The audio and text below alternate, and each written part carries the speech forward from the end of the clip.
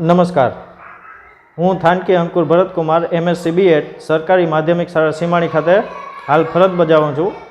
સરકારશ્રીના SSIP 2.0 project અંતર્ગત જે કંઈ પણ વિદ્યાર્થીઓને નમૂના રજૂ કરવાના છે તે અંતર્ગત અમારી શાળાના કેટલાક વિદ્યાર્થીઓએ નમૂના રજૂ કરેલા. તેમાંથી એક નમૂનો એવો હતો કે જે ખજૂરના ઠળિયામાંથી કોફી બનાવવા માટે વિદ્યાર્થીઓએ રજૂ કરેલો અને આમાં થોડું ઘણું માર્ગદર્શન આપી અને મેન્ટર શિક્ષક તરીકે SSIP 2.0માં મેં મારી ભૂમિકા ભજવેલી છે અને ખજૂરના ઠળિયામાંથી કઈ રીતના કોફી બનાવી અને તેને બજારમાં કઈ રીતના લઈ આવી અને તે માટે જે કંઈ ઉત્પાદન ખર્ચ કે અન્ય કંઈ પણ થાય તે માટે જરૂરી માર્ગદર્શન આપી અને વિદ્યાર્થીઓને પ્રોત્સાહિત કરેલા. જે બનાવવાની પદ્ધતિ અમારા વિદ્યાર્થીઓ રજૂ કરશે.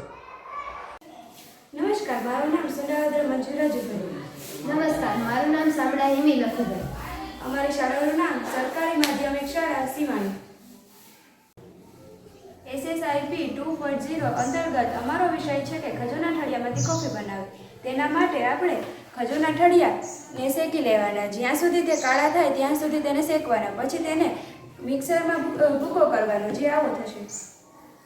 પછી તે બનાવવા માટે આપણે સાકર, ખાંડ, મધ અને દૂધનો ઉપયોગ કરીશું. આપણે ખાંડનો ઉપયોગ ન કરવો હોય તો સાકર અથવા મધનો ઉપયોગ કરી શકીએ. તો ચાલો આપણે જોઈએ ખજૂરના ઠળિયામાંથી કોફી કેવી રીતે બને છે.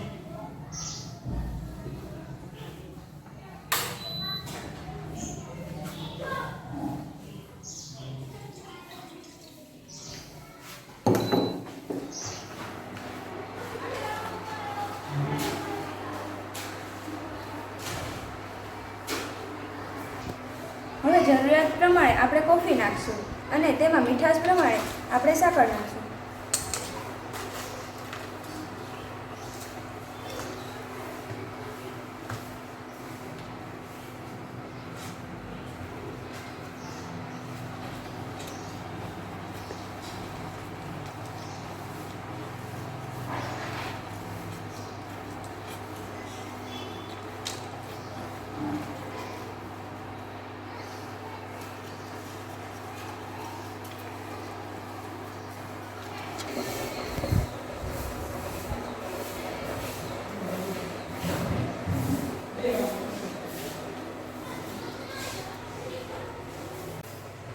હવે આપણી કોફી તૈયાર છે, જેની સુગંધ ઓરિજિનલ કોફી જેવી જ આવે છે.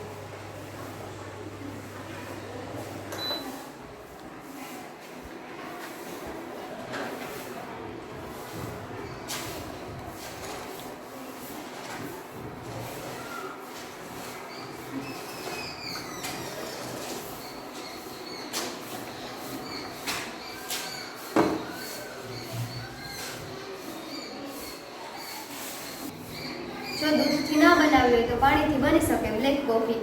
જેમ ખાંડ કે સાકરનો ઉપયોગ ન કરી શકાય, મધનો ઉપયોગ કરી શકાય. તો આવી રીતે ખજૂરના ઠળિયામાંથી કોફી બનાવી શકાય છે, જે બજારની કોફી કરતાં સ્વાસ્થ્યમાં સારી હોય છે. Thank you.